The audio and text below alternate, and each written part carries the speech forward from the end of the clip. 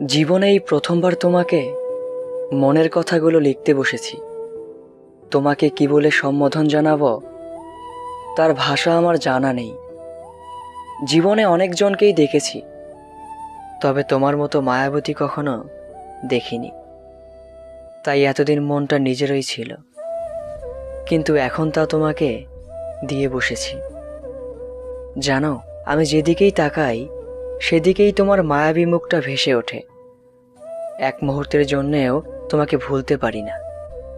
তাই বলে ভেবো না আমি তোমার রূপের মায়ায় পড়েছি। তোমার কাছে হাস্যকর মনে হলেও এটাই সত্য যে আমি চোখ বন্ধ কিংবা খোলা রাখলেও বারবার তোমার মায়াবী চোখ দুটো ভেসে ওঠে। তুমি হয়তো ভাবছো আমি পাগল হয়ে গেছি।